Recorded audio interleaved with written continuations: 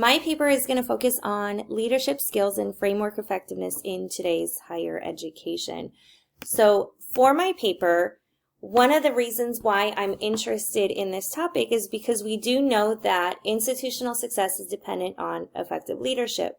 Specifically at the community college level, we know that leaders are in charge not only of the success of the organization and employee satisfaction, but student retention and success rates is also high up on their list.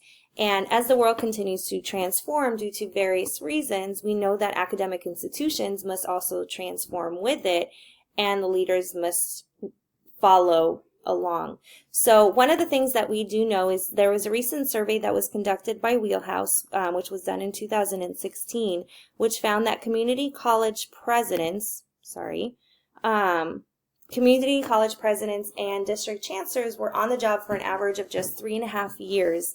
And this number was half the tenure of similarly held positions at California's four-year institutions, which of course this turnover rate is alarming, specifically because it has strong implications for students, faculty, employees, as well as the regional economies that depend on this college to succeed and colleges to succeed in general. So my study is going to focus on looking at leadership styles and whether or not they result in different effectiveness level.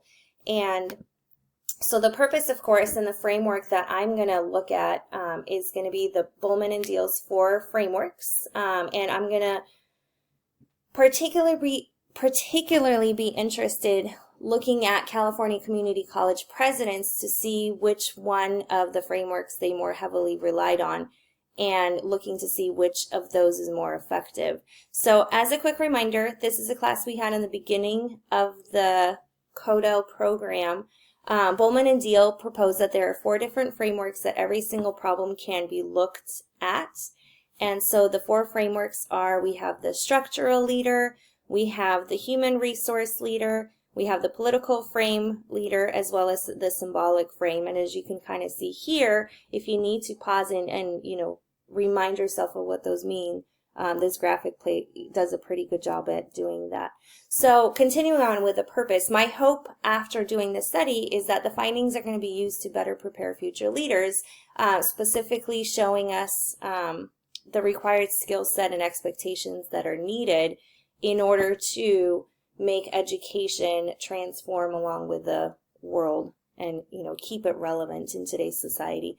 So for this study I have 3 research questions, and the first one is, what is the primary leadership orientation frame of California community college presidents?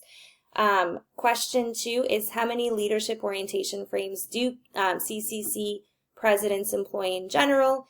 And then 3 is going to look at differences in leadership orientation by certain variables, as well as are there interactions between these variables. So the variables that I hope to look at is going to be gender, looking to see how many number of years they served as president. Is there a difference between a person who just started versus a person who's been there for 6 to 10 years, as well as self-perception of effectiveness in their current position, specifically looking at employee satisfaction.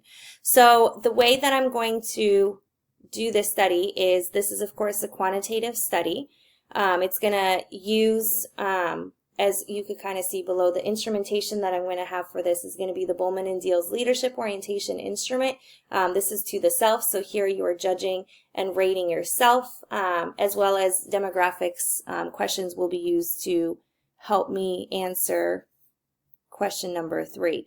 The participants are going to be current CCC presidents. All of them are going to be invited to participate, and I'm hoping to get the names, leadership role, and contact information by looking at public campus organizational structure charts as well as campus websites. The procedure for this study is, I hope to use the site survey.org to distribute the survey as well as to collect data. So step 1 is going to be, I'm going to send the surveys out. It's going to include a link to the survey. A reminder will be sent a week later, and then following that, there's going to be an additional reminder 2 weeks after the initial email, just to try to capture as many of the participants as possible. And phone calls may be offered also instead of online participation for those instances where the participant prefers to talk to the person rather than do a paper survey. And data analysis is going to be collected, again, via psych surveys. It's going to be screened and analyzed. Descriptive statistics, the mean, standard deviation, the minimum and maximum for each of the 4 frames is also going to be compared, and that's how I'm going to see to, figure out which is more important and which is more highly used.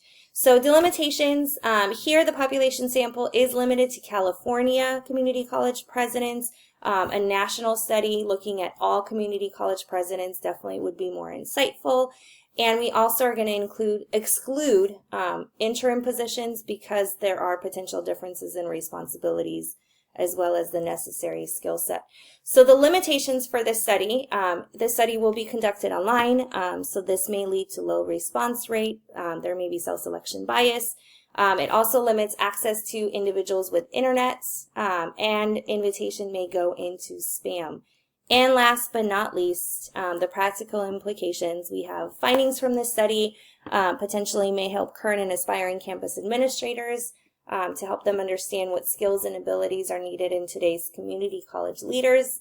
It may also help individuals gain insight into which framework lenses are more effective and more often utilized by educational leaders in community college settings. So that's it.